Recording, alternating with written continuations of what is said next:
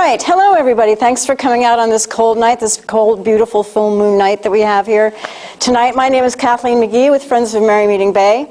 Before I start with anything else, I just want to tell you that next month is our annual meeting, which we do every year in January at the Bowden Cram Alumni House on Federal Street.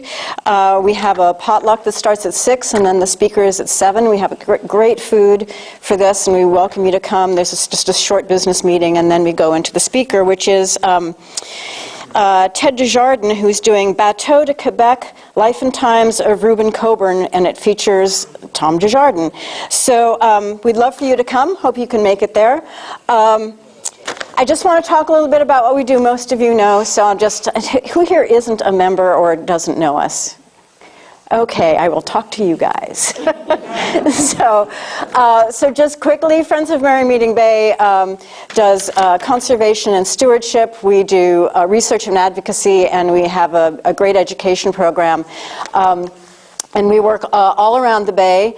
We've conserved a lot of land around the bay. We have 2 easements in progress now.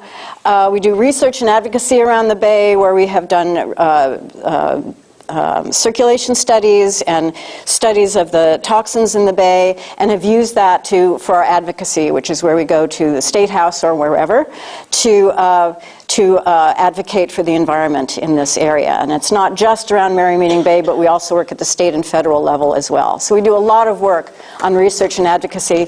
And then for education, we have a great program, which we're in the middle of now, where we do 2 Bay Days a year, where we get kids outside, out from under fluorescent lights, out away from their devices, into the mud, building stuff, and in plants and fish, and get them away from everything but what is nature. And we have people here who have helped us with that, so thank you very much, all of you, who come and do that every year. If you would like to join us, it's a lot of fun, and you can just contact me at the end of the evening.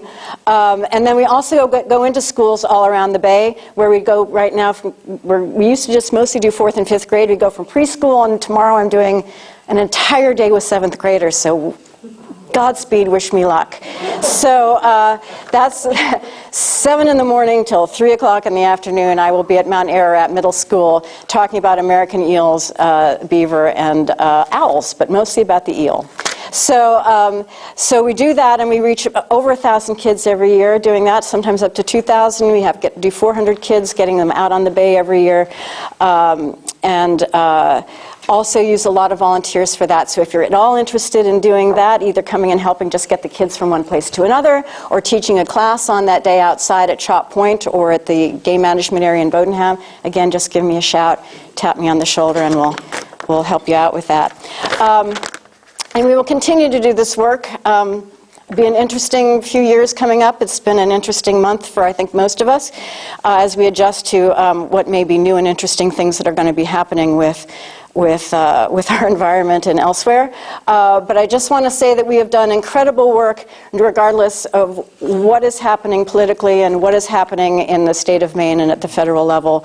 We've gotten salmon listed as an endangered species under the Bush administration, and we didn't get stuff with eels under a Democratic administration, so you never know.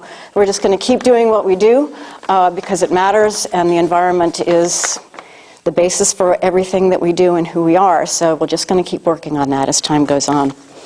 I'd like to introduce our speaker for the evening. C.R. Lawn founded Fedco Seeds Cooperative, a hybrid worker-consumer cooperative based in Waterville in 1978, and has worked as a coordinator there ever since. His series of essays, Do You Know Where Your Seeds Come From?, first appeared in the 1995 Fedco catalog. He has composed the Seeds Division section of that catalog and written a variety of descriptions for many years. Who gets the Fedco catalog? It is, if you don't get it, it's fantastic. It's a cover-to-cover read every year. It's absolutely amazing. I love it. C.R. Lawn served 17 years on the board of directors of the Maine Organic Farmers and Gardeners Association, or MOFGA, and also served on the Common Ground Fair Steering Committee for 10 years, and currently writes for the MOFGA newspaper, the Maine Organic Farmer and Gardener. We are very pleased to have C.R. Lawn here tonight. Thank you very much.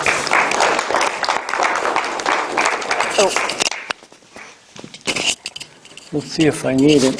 Can you hear me? I'm not even going to bother with it then. Well, that needs to be for the film. Okay. That you Oh, do I have gotta to- have it. Okay. Something I close to you is fine, doesn't even. Well, let's see if I can just sneak it in here. That'd be easier. Sure. Now, what's in my pocket? Does that still work if it's buried in there? No? Okay. Oh, well.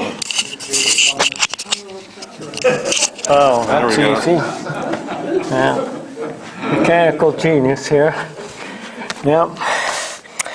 Well, thank you, folks. I'm going to start with a question here and a little anecdote. How many of you read Jurassic Park way back when? Or went to the movie? Most of you went to the movie, didn't read it. Well, I was wandering around in my favorite secondhand bookstore in Brattleboro, Vermont, and I came across a copy of it, having never seen the movie, and so I just picked it up out of idle curiosity. And I was quite surprised to discover that Michael Crichton wrote it because he was very alarmed about genetic engineering. He wrote it back in 1990, and he comes right out in his introduction and basically says that it's a screed against genetic engineering. And I wanted to try to bring a genetically engineered dinosaur tonight, too, along with me, but I'm afraid I may be the closest thing to that at this point. Anyway, the other thing that intrigued me after his introduction was he had a quote from a man named Erwin Chargaff that in the frontispiece to his book that says, "You cannot recall a new form of life." So I got curious and I looked up who Chargaff was, and it turns out that he was a biochemist who taught at the Columbia Medical School, and he was instrumental in being slightly a forerunner of Watson and Crick's work in figuring out the double helix, which is what made that understanding is what made genetic engineering possible. And there may have been a little bit of sour grapes involved because he did not get recognized for the Nobel Prize that perhaps he should have, along with Watson and Crick. But he became progressively critical of the technology as time went on. And his basis, regardless of whether it was out of bitterness or out of conviction, his basis of being critical is something that I can very much relate to. And that is, he said that human knowledge would always be limited in relation to the complexity of the natural world. He said the world functions as a complex system of interdependency and interconnection, and that genetic engineering of life would inevitably have unforeseen consequences. And he thought the field of molecular biology was doing things that could not be justified and was a little bit out of control. So I sort of take those convictions at face value, especially the underlying belief in the complexity of the natural world. So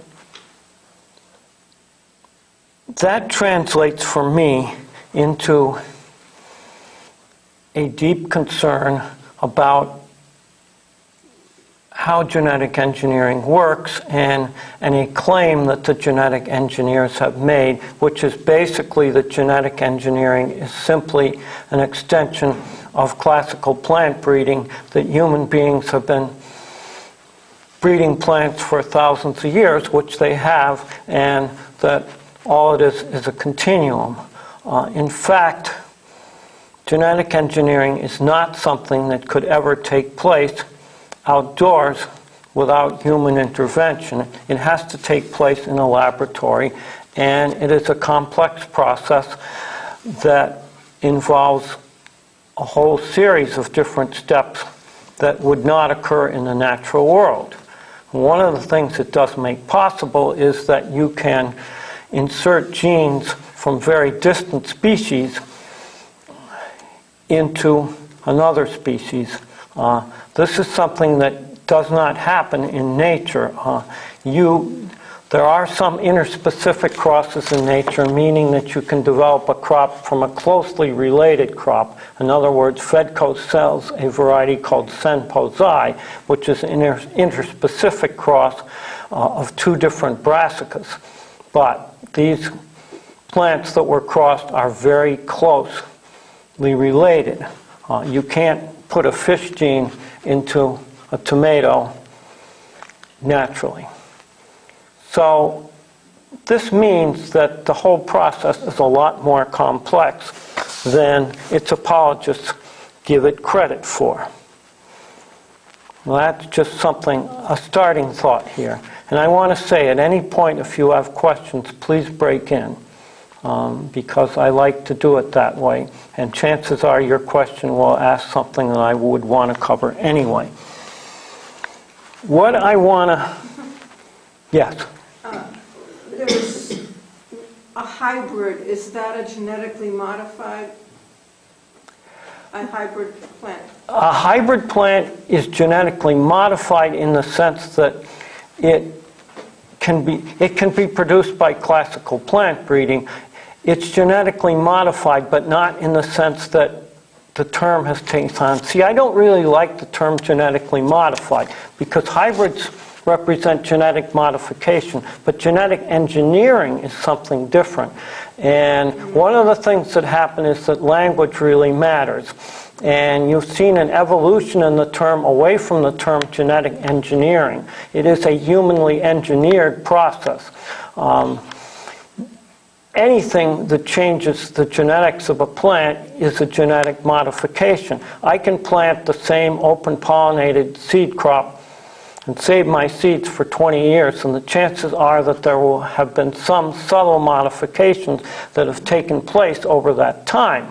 The reason for that is that what you have is an interaction between genetics and environment.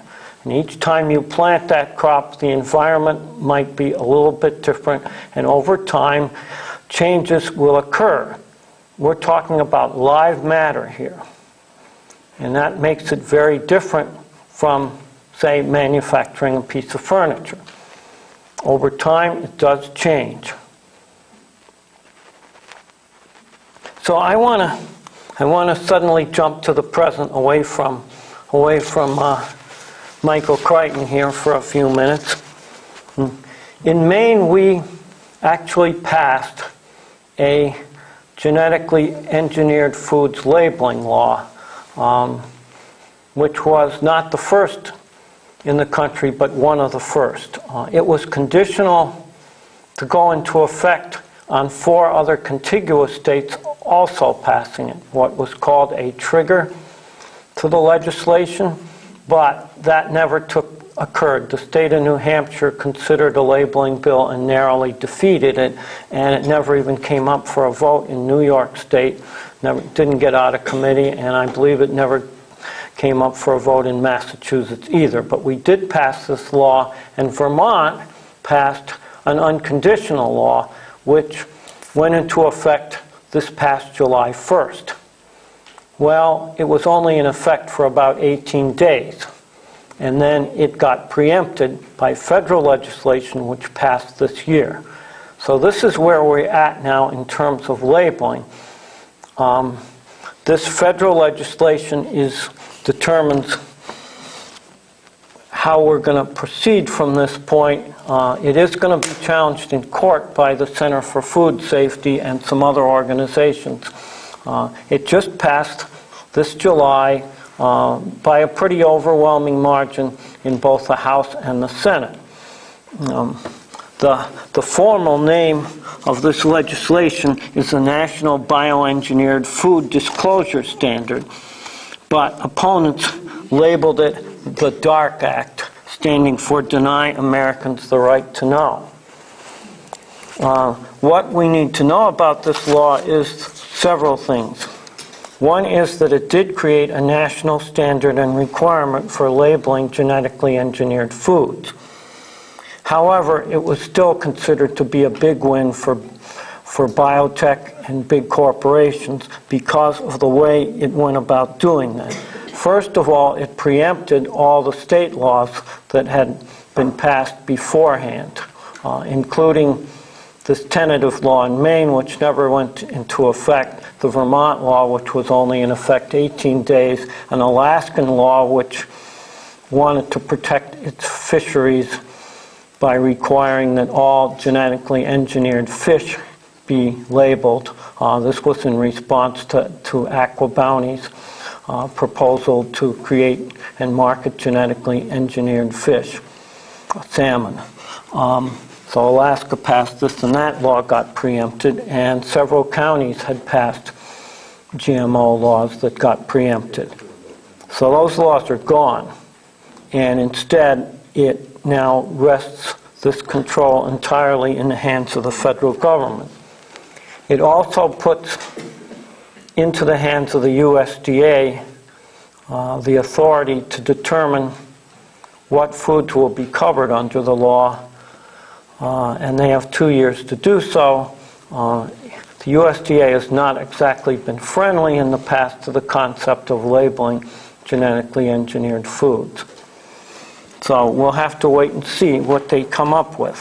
Other criticisms of this law include that it doesn't have any penalties for violation and for non-compliance, and it may exempt wide categories of genetically engineered foods. Particularly, it might exempt foods that include oils and sweeteners that were made from GMO crops but have been processed to the point where the evidence that they've been modified has been removed. It can't be easily tested. It will probably exclude foods that are derived from animals that eat GMO crops as regular parts of their diet. But probably the biggest criticism of this law is that it has been called a labeling law without a label, because it allows companies to choose one of 3 methods for doing their labeling. The first is to put a USDA symbol on their package. A second would be to print a label in plain language, such as made from genetically engineered products. But a third would allow them to use a QR code, which would require you to have a smartphone. How many people here have smartphones?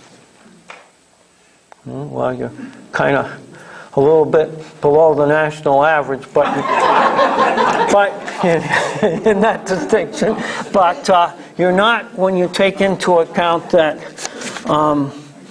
only 27% of seniors have a smartphone. Only half of low-income Americans have a smartphone. Half or less of people in rural areas have a smartphone. And here, a second question: how many of you have ever scanned an image with your smartphone? Okay, there's only one person in this room. And that is also not too untypical. The figure of people who have ever done that is something like 20%. You're right, okay. Have the same device your kids have. Okay, well, that's a good reason. But you can forgive me for being skeptical that even if you decide that you really care about whether there's genetically modified ingredients in the foods that you might buy in the supermarket, I kind of doubt that you're going to walk into the supermarket with your smartphone and then have some way to scan this image and decide on that basis whether or not you're going to purchase this product or not. So this is like an exemption that is wide enough to drive a 40-foot tractor trailer through. So it is on that basis that people have considered that this law is basically a sham, and it's pretty much what the big food corporations wanted. So that's where we are right now, and the prospects, I have to say, for changing it in the short term don't really look very good. Very few Republicans have supported labeling at all. A big exception has occurred in Maine, actually. The legislation we passed in Maine was very bipartisan. It was by a wide margin, and it was legislation introduced by Lance Harville, a Republican from the Farmington area, and also supported by Democrats. And MOFGA had a big role in it. MOFGA actually hired the lobbying firm of Preddy and Bellevaux, big-time, effective political people out of Portland, and got a near unanimous vote in the legislature, albeit with that 4-state trigger, which was, you know, made it a little less than a total triumph. But when you look on the national scene, hardly any. When this Dark Act legislation went to the was voted on in Congress, there was only a handful of Republicans who opposed it, including all of our delegation from Maine, however, to give credit where credit is due. Even Bruce Pollock was on the labeling side, and so was Susan Collins, and so was Angus King. But that was very unusual. The Vermont delegation, and I think the Alaska ones, were also staunch for some of the same reasons. So when I first was approached to talk about this issue, it was before the Dark Act passed, and I had more realistic hopes that we could continue to move labeling forward. But it now looks like it's going to have to be a long-term struggle. Any questions? Yeah. Well, a question and a comment. Let me just make my comment first. I forgot to tell you that if you want to be considered for the Patagonia article of clothing here, you can put your name in this basket. But I'm sorry I didn't do it. It's the first time ever that I forgot to do that. But CR, when the Vermont legislation passed, and I understand it's been overridden essentially. It still did make a difference, though, didn't it? In that a lot of companies decided to put labeling on their products because they had to meet the deadline for that. Yes, some companies did. Now the question is whether or not they're going to keep that labeling on or not. Yeah. They usually say may contain, don't they? I don't know. That's a good question. I think that's what they say. Yeah. I think if the label says organic on it, it cannot be genetically modified ingredients in it. I'm sure of that. You have to buy organically grown products. Well, that was actually part of why some people called this so-called Dark Act a compromise. It actually caused a split among the ranks of organic folks. Some of the larger corporations who sell organics but also have large amounts of conventional foods but were members of the Organic Trade Association were in favor of the legislation and pushed for it. And most of the rest of organic was against it. But the Organic Trade Association people did a very skillful job of purporting to speak for all of organics, which they do not. And so they were able to swing some Democrat votes in favor of this Dark Act. And Obama signed it, which he didn't have to do. If the product has a label on it that says organically grown, Food and Drug Administration guaranteed, it's supposed to be following the organic standards that mean it cannot be not genetically modified ingredients in it. That's correct, and that actually was part of the deal that swung some people over to the pro side. And that deal was basically that as part of the legislation, they agreed that if it's an organic product, it is not going to be subject to any testing to ascertain that in fact it's free of genetically engineered products. If it's not an organic label, then it probably is going to end up being subject to testing. Now some organic certifiers, I believe maybe even all of them now, require a certain amount of random testing as part of their certification process. But random doesn't mean that every farmer is going to get tested every year, far from it. So this was a big deal exemption for some people in the organic movement, and that's a way that got put in the 11th hour. It's also notable that there was no congressional debate on this bill. It got moved through very quickly by the powers that be.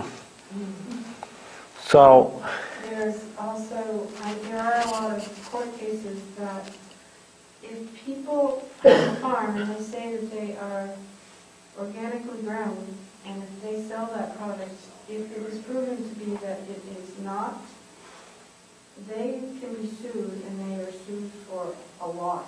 People have lost their farms if they claim that they're organically grown and they're not.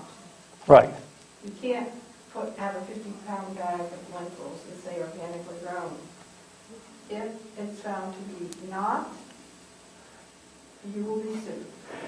Well, or I you, don't know. I mean, or your certifier may also call you on it. But of course, you have to be caught first. you have to be caught first.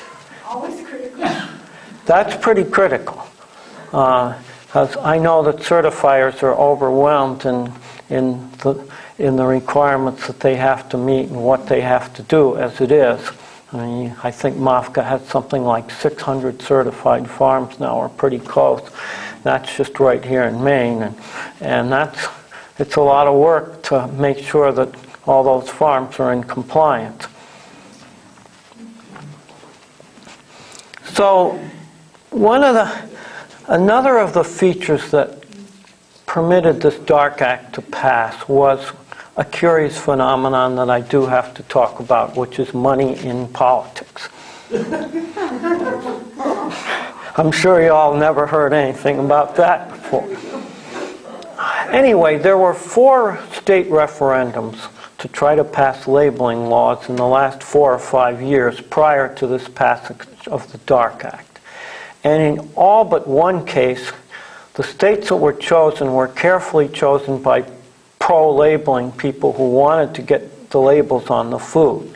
The one exception was Colorado, which was taking a bigger chance. But in California, in Oregon, and in Washington State, that was where the people who wanted labeling chose to fight their battles, and those were good venues to try to fight them in. In Washington, for example, the apple industry was very anxious to have labeling because of this genetically engineered Arctic apple that is likely to be coming on the market in a short time. And they wanted to protect the integrity of their industry.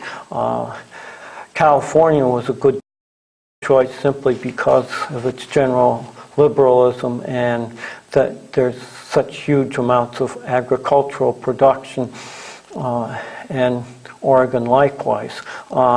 In each of these 3 states, initial polling indicated that labeling would pass probably somewhere in the margin of about 65%. In each of these states, labeling ended up losing. There are different reasons for that. In Washington State, for example, the Grocery Manufacturers Association solicited a great deal of money, and they violated state laws by not disclosing the sources of that money, and they just got hit with an $18 million penalty, which is the largest penalty of its kind for violating any state campaign laws. Of course, they're going to appeal it. But in any case, the pattern here is that in these 4 states, the no-label folks spent $104 million collectively, and the pro-labeling folks spent $25 million. They were outspent 4 to 1. In fact, Monsanto Corporation alone almost spent more than the yes side in these referendums combined. Now, an even more telling figure than that is how the spending breaks down. In Oregon, that was the closest of the referendums. It lost by 837 votes out of 1.5 million. As a percentage, that's so minuscule that you almost can't even calculate. Now, in Oregon, the yes side was outspent 20.8 million to 6.4 million. Okay, more than 3 to 1. But the really telling thing about it is that among individual voters inside the state, the pro-labeling faction got $1.82 million in contributions. The anti-labeling faction of residents in-state came up with $3,300. Okay. What this means is that almost the entire amount of money to defeat the referendum came from out-of-state corporations. Hugely so. So basically what happened is that huge amounts of out-of-state corporate money flowed into these states and defeated these referendums. Even though polls show that 91% of people would like to have labeling, and even afterwards when the referendums came up, they were still polling 60 to 70% yes until all that money was spent against them. So this is another kind of a reality that we have to deal with in our social policy. And there are no easy answers for this, or none that I can come up with, although I certainly, yes. Where was that money spent? The legislators, or did they spend on advertising, or what? Advertising. So they hired firms to do the work for them. Yeah, and I think a lot of television advertising. I don't have breakdowns as to, what venues, how much of it was spent online, how much of it was spent on television. They had certain standard talking points. One of them was how much it would cost to institute labeling, which was sort of a bogus point because it's very easy to change labels. Corporations do it all the time, and all you would have to have would be a 4-word label to have been in compliance with these referendums. Yes? Going back in history to a meeting I went to many, many years ago when the owner, Steve Bennett of Oakhurst Dairy. Yes. This was, I don't remember how long ago, I was at the meeting, and he was so adamant. He's like, I'm not using growth hormones in my milk. Right. I will do it. And the state said, yes, you are. And he said, no, I'm not. And they said, yes, you are. And he was like, no, I'm not. And I'm going to label my milk that I'm not using. And they said, yes, you are. You can't do that because we don't allow you to. And he's like, I'm going to do that. Yeah, they had a big fight. Monsanto actually. And that's what it takes. It takes fighting. It takes people who are willing to stand up to somebody and say, I'm not going to do it anymore. Because Monsanto is not even Monsanto anymore. It's owned by Bayer Corporation. Well, it's not yet owned by Bayer. Not yet, but Bayer, the German company Bayer, has $66 billion deal coming up. that they will be buying it. If it's approved by the regulators, which it probably will be. So just a warning that Monsanto is still there, even if it doesn't show up. Well, I think that's part of the reason why they wanted to do it, is that their name became such a negative that now Bayer is not really a much better ecological corporation than Monsanto. For example, they're the world's largest manufacturers of neonicotinoids, which have been implicated in all the colony collapse disorders and bee die-offs and pollinator die-offs. So their hands are not clean by any stretch of the imagination. But they're not the same kind of household word. A lot of people, I think, if you think of Bayer, you think of aspirin. Well, no. I don't do aspirin anymore because I've heard they have a lot of bad side effects. But when I was growing up, it was routine in the household. Any more questions? Okay, so there's this spending that has to somehow be dealt with. And I have no answers, of course. What I also want to talk about here is a couple of kinds of myths that the pro-biotech people have been able to more or less successfully get out there and get established. They made a lot of claims for their products, and I also want to talk about a few real contradictions here, because the biggest contradiction is that on the one hand, they claimed that there was no need for any special procedures on these foods because they're substantially equivalent to non-engineered foods.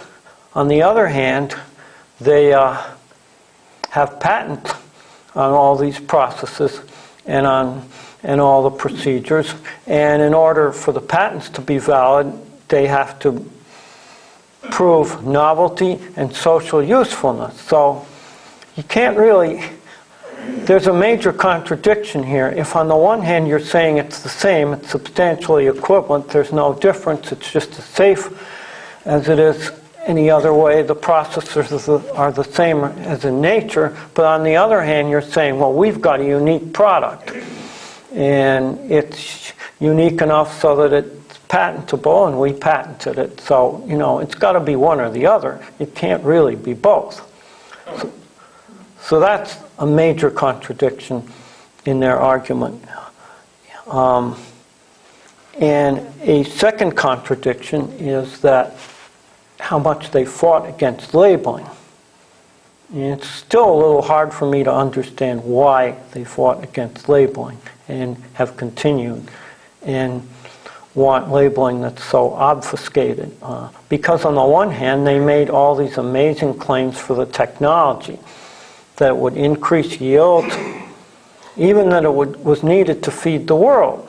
So you would think that they would be very proud of their technology, and the first thing they want to do would be to splash on all the products. Wow, this food was made using this wonderful revolutionary technology that's going to help feed the world. But they didn't do that. Instead, they went to run and hide. And for the life of me, I haven't been able to figure out why they did that, except, I guess, that they're just afraid that if people know, they're not going to buy.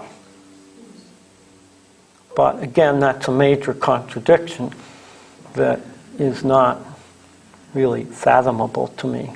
I wanted to talk a little bit about this doctrine of substantial equivalence too, because it basically, the doctrine of substantial equivalence doesn't come from anything really scientific. The doctrine of substantial equivalence came from a marketing organization called the Organization of Economic Cooperation and Development. And its purpose was to facilitate the rapid commercialization of genetically modified foods. But the problem is that the term substantial equivalence is so vague as to not really mean anything. It was adopted by the FDA because the FDA wanted to spare genetically modified foods from excessive safety testing and from labeling requirements. It's not based on sound science. In order to have anything that has scientific rigor, there would have to be some standards of measurement that are transparent and agreed upon for what constitutes equivalent and what doesn't constitute equivalent. But there was none of that. And basically, it became a commercial term that represents a political judgment rather than a scientific judgment. and an excuse for not conducting rigorous peer-reviewed scientific testing for food safety. How many people in here think that the FDA actually tests these foods? Nobody does. Well, you're right, they don't. But I think that if I went out into the general public and asked that question, I'd get a real different answer, because the industry has tried really hard to make it seem as if the FDA tests these foods. They don't. They rely on tests made by the corporations. And there's plenty of reason to assume that that testing process is going to be biased. One of the factors in all this is that when the manufacturers start testing, and if they come up with something they don't like, they've also come up with some other phrases like not biologically significant, various kinds of ways to mask these results. And they also tended not to follow up. You know, where there's smoke, there might be fire. But if they do a short-term test, let's say on animals, rats were often used, and they demonstrated some potential problems. Let's say the rats showed some lesions after a 9-week testing period, which isn't very long. That's what would be like the equivalent of a 6 to 8 year testing period on humans. But of course, this hasn't really been tested on humans. But if they did that kind of a test, they didn't follow up. They have not done long-term testing, and there's been no long-term testing at all on these foods with people. So there's really no way of knowing. What you have is a closed system. I'm not going to stand here and argue that these foods are unsafe, because we don't know. We don't know if they're safe or if they're not safe. Yes? Can you explain a little bit of the difference between, since the collapse of the small farms back in the 1920s, 30s, and big corporations took over, and then onward to the collapse of the farms in Maine and the Depression in the 30s, and then the wonderful experience of the organic farming movement coming in, taking over and bringing back our small farms. What is going to happen with small farms being able to compete with the new big money that's coming in with the supposed new administration, and certain exemptions that the Department of Agriculture might have for big farms over small farms who want to grow organically? Yeah, well, I know there's some big farms that do organic too, but in Maine in particular. in Maine, the farms are small for the most Maine part. farms are small, but we need to be able to compete. We're in uncharted territory here. I have to say, we're in politically uncharted territory, and in far more than just agriculture here. I really would not stand here and try to predict what's going to happen. I think that, well, you know, my field is seed, and I've been struggling in many ways to try to get Fedco to be not so dependent on these big corporations.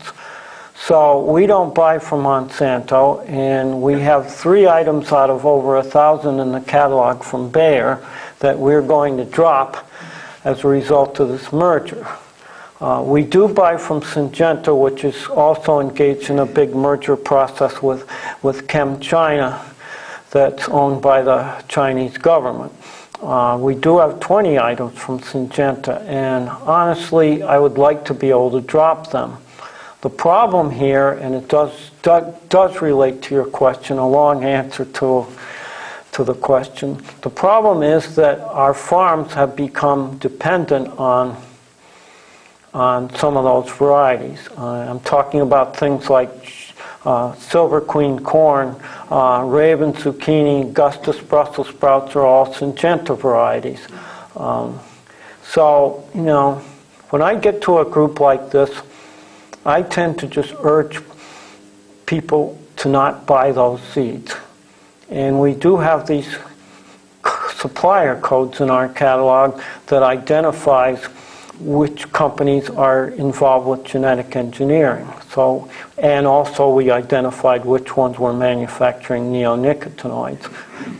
The code numbers were 5 and 6 respectively. So but at the same time, if we just drop those varieties entirely, it'll do two things, unfortunately. One is that some of our farmers will be hurt. And because, we sort of have an addiction here. And the big thing I like about the organic movement is that it is not as addicted as the rest of the farming sector. But it isn't free of it completely either. But it is not as so much so. And when we dropped Monsanto, which was through Seminus, is who we used to buy from, that was our biggest supplier. And what we did is we went out and trialed to try to find replacements. And that's probably what we need to do with Syngenta too. Unfortunately, some of the Syngenta items are so unique that it's going to be hard to find replacements. But I still urge people not to buy them. That we could drop them from the catalog, but not only would it hurt our revenues, which I could deal with that, but the farmers will either then have to cold turkey on them, or more likely they'll just go and buy them from one of our competitors. These varieties are readily available. It's not going to do Fedco any good if they go to seed company X instead and buy the same variety. Probably it might not do the farmers any good either, because they may have to pay more for them. So what looks like a simple question turns into a very complex one rapidly. But I'm not, the other thing that we're trying to do this year for the first time is identify those seed varieties where the seeds can't be saved. There's a number of varieties now. We have to sign agreements where basically all we're doing is renting the seed, and people are getting to use it as a one-time use. They're not supposed to turn around and then save that seed or replant their own seed. We can't enforce this, but we're letting people know that which those varieties are, and I'm hoping that some of our growers will just say, well, no, I would rather not buy those seeds. And also there's another initiative called Open Source Seed Initiative, and full disclosure is that I'm on their national board now. The idea behind Open Source Seed Initiative, which we also label those varieties, is that in these cases the breeder of those varieties has agreed that there will never be any intellectual property restrictions put on those seeds. And the agreement is a viral one, meaning that if you buy those seeds, you also agree to follow that yourself. So the idea is to keep these varieties in what I call the seed commons, meaning that you can buy those seeds, you can then plant them, you can save those seeds, you can also use those seeds, and you can try to breed new varieties out of them. And the derivatives are also, the pledge runs with those derivatives. So this is an enterprise that's trying to reopen up some of the seed commons, because increasingly the larger corporations are putting these restrictions on the seeds. It started out with the big farm commodity seeds, like soybeans and canola and cotton, but now it's spread into lettuce in particular, it's spread into carrots some, spread into sweet corn a little bit. So this is a concern in the future. In the organic movement, we're going to have to take strong proactive steps in order to keep our options open and to try to reduce our dependency on these corporations. But nevertheless, organic, although it's been fantastically successful in its growth, is still only a very small percentage of American agriculture. It's higher in Europe than it is here. Yeah. CR, could you just explain the whole seed pipeline a little bit for me? I imagine some seeds are coming from large breeders, but some are small. Yeah. I've grown an eclectic seed from Berkey for years for a particular crop. It's a hybrid. Yeah. No longer available. And I figured, well, they probably got it from some guy somewhere, and he just decided he got old and died, or something. Yeah. Basically, I would say we have 3 or 4 kinds of suppliers at Fedco, and that's probably fairly typical. Some are large multinational corporations like Syngenta. Some are national corporations, and they're not just Syngenta. There's others like Taki in Japan, and there are several more of those that we do buy from. Then there are a number of fairly large U.S.-based wholesalers like Crookham, which does corn seed, places like Western Hybrids out west. There's a number of those. There's Aaron Whaley now, who used to, he's the son of one of the Seed Savers Exchange founders, and he founded his own seed company that's up there in the upper Midwest, and he specializes in wholesaling a lot of different heirloom varieties. There's, we buy some from Johnny's, which also does some of its own breeding. We buy a little bit from them. We buy some from High Mowing, which also does a little bit of breeding. All around. And then there's the other group that's probably our largest group, not in terms of our dollar volume, but in terms of the number of people. Probably, we must be up to about, I'd say 80 different farm-grown seeds now. Some of those are farmer breeders who bred their own varieties and are selling them to us. Others are a network of small farms who grow seed crops for us that we contract out to them, particularly ones where there's not otherwise a guaranteed supply line for those seeds. So it tends to be the niche varieties and the heirloom varieties. And that segment of our business is what's grown the most. The downside of it is that it's a relatively expensive way to get seed. We need, the growers are on a small scale. We need to pay them decently enough to keep them in business. But basically they're growing not, your household name crops like, say, Marketmore 76 cucumber, which is everywhere and everybody grows. But they're growing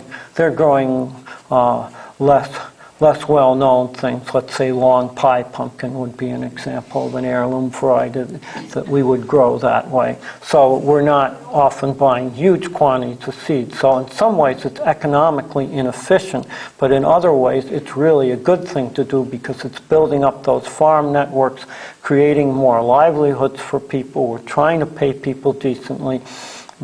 What I'm hoping is that there will be there have been tries at this, but I don't know how viable any of them are yet. I'm hoping that there could be some growers who got together into growers co-ops or into getting into wholesaling quantities that could become sources for us and could do some of the work that we now have to do ourselves with those crops. In other words, we'll get the seed crop in, and sometimes we have to do extra cleaning and conditioning because we have more equipment than the farmers do, etc. sometimes. So, and to get the seed quality up, and of course we have to germination test it. We'll do that with anybody's seed. But if we're buying from a wholesaler who's just done it and we can rely on them, then we don't really have to do that. But if we're buying from any small farmer in our network, then of course we've got to test quality in as many different ways as we can.